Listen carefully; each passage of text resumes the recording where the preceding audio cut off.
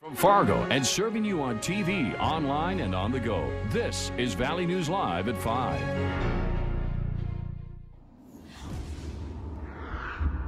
We begin with breaking news tonight. A man who claimed to be a victim of a hate crime and assault at a UND frat party apparently is the one who started the trouble. Thanks for joining us tonight. The Grand Forks County State's Attorney has been reviewing possible charges on the Hacken-Gisvold case. Now, it is now determined no charges will be pursued at this time. Investigators at the Grand Forks and UND police departments say they identified more than 150 people near Lambda Chi Alpha fraternity at the time of the incident. Investigators say there was evidence of a physical confrontation, but it appears to have been initiated by Gisvold. Police say they didn't find any derogatory or discriminatory practices by any of the fraternity members, adding they were fully cooperative in the investigation. It's a number you don't want to take lightly. You want to cooperate with them as much as possible. A Fargo woman is confused after 911 called her. She contacted our whistleblower hotline trying to warn others after getting a strange call. It's a disturbing scam, according to the Better Business Bureau. It looks like 911 is calling, and the person on the phone often claims to be with the dispatch call center asking for personal information. Valley News Team's crime and safety reporter Nicole Johnson talked to a woman who got one of these calls and shares her story. It's that 3-digit number we've been taught to memorize to call for help. But what happens when 911 calls you? He kept asking for our location. I just kind of said we lived in North Dakota, and he would never give us his location when I would ask about it. Elena Brown answered a call on her cell phone from what appeared to be from 911. After a while, he was very, very hard to understand and just kept saying he was going to put us under arrest. She says the caller's intention wasn't clear and thinks others might fall for it. People call asking for personal information and you don't think anything of it, especially if you see something coming from 911. That's a number you don't want to take lightly. You want to cooperate with them as much as possible. To find out what's going on, I called the Red River Dispatch Center. Hi, this is Nicole over at Valley News Live. I've just got a quick question for you. They say 911 would never pop up on your caller ID. They do call people back, but it would come from a local area code. Okay. The North Dakota Attorney General's office hasn't caught wind of the calls in this area, but others have reported them. The Better Business Bureau says the caller will sometimes ask if you're home alone, if you have a security system, or how many people live in your house. All things a real call center would never ask. The BBB believes it's likely criminals trying to rob you, saying they use technology to change the number on the caller ID. He was not cooperative, would not answer questions at all, and just very demanding, wanting personal information. If you get a similar call, hang up and call police. Nicole Johnson, Valley News Live. We have been getting dozens of calls on our whistleblower hotline about a similar scam. People saying they are from the IRS and demanding your money. Since 2013, hundreds of victims have lost thousands of dollars. If you get a suspicious call like this, hang up and report it to police. A 3-year-old boy is dead from a head injury, and law enforcement want to know what happened. The Becker County Sheriff's Department received a report of a young child with a head injury at a home in Maple Grove Township yesterday. The toddler was taken to St. Mary's Hospital in Detroit Lakes, then transferred to Sanford Hospital in Fargo, where he was pronounced dead. The child's name has not yet been released. According to police, a level 3 sex offender is moving to Detroit Lakes. The Detroit Lakes Police Department says that Robert Baca engaged in sexual contact with an adult female victim. Baca's new address is near Central Street West and Summit Avenue in DL and is scheduled to move there on October 12th. Well, it's another chilly fall day out there, a little windy too, but we see there is some practices going on, and thankfully not as much rain, if any, like yesterday. Let's talk to Hutch to see what the rest of the night will bring. Hutch? Well, that is the case. We have that wind that's keeping us feeling on the cool side out there, and temperatures only in the 40s and low to mid 50s here across the valley. Clearing skies out to the west, though, showing some signs of promise for our future. Here's your evening planner. Get out and about. Bring that light jacket with you for sure. The wind will continue to blow out of the north, but temperatures will be fairly steady until after sunset.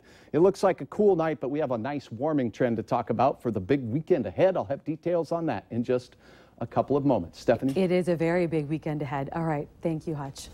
Well, it's a big week for the city of Fargo and for NDSU. ESPN Sports Center crew is just pulling into town and is going to be live at the Fargo Dome on Saturday. The event is free and open to the public, although they will only be letting in about 4,000 fans.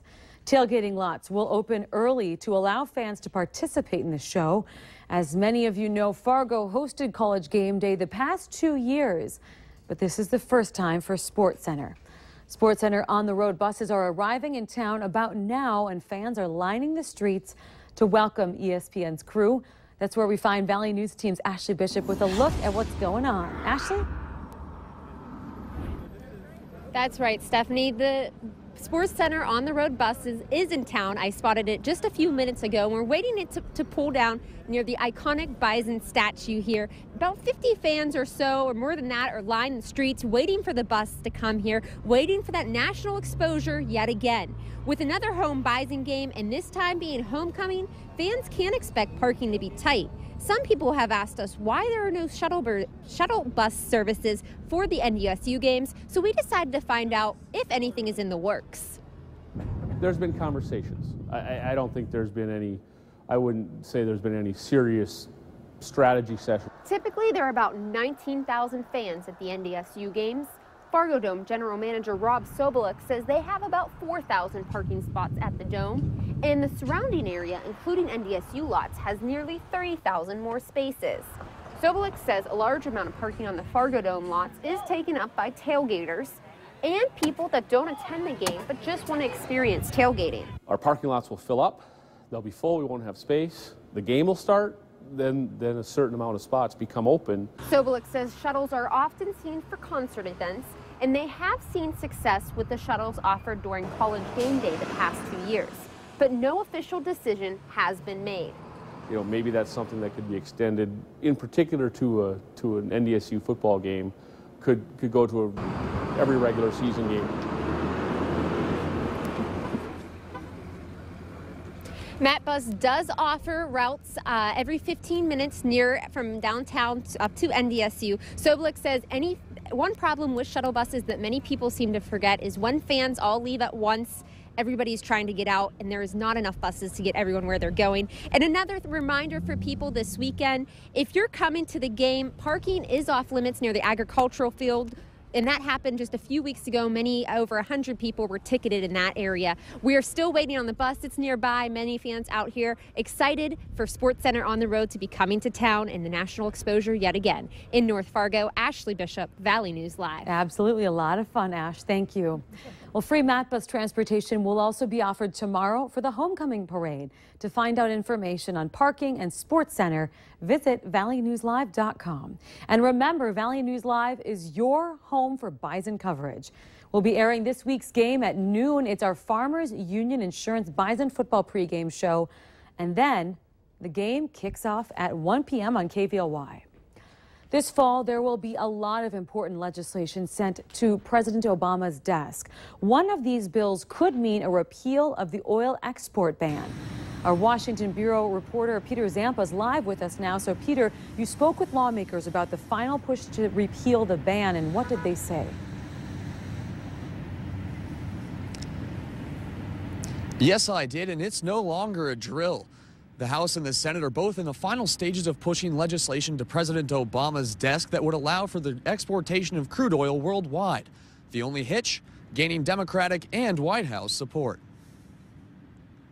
Congressman Henry Cuellar says the issue shouldn't be partisan at all. It's all about creating jobs and lowering prices. When you go down to my district, which is a Democratic district, and you see those jobs that created, people don't see this as a Republican or the Democratic issue.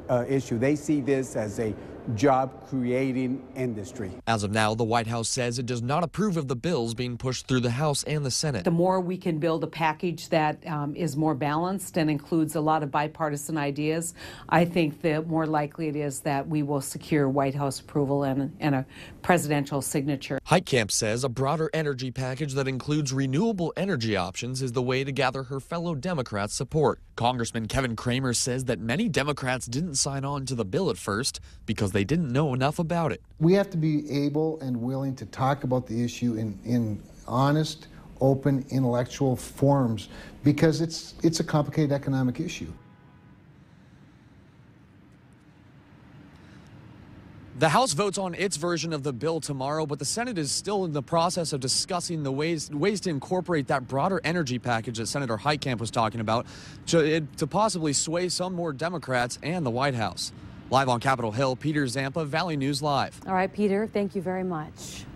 Well, still ahead for us tonight, a popular high chair that you'll want to stop using right away because the tray comes off and children are falling out of it. We'll bring you all the details. Fargo's temperature reaching only the mid-50s today. Notice our record high temperatures this time of the year, mid-80s.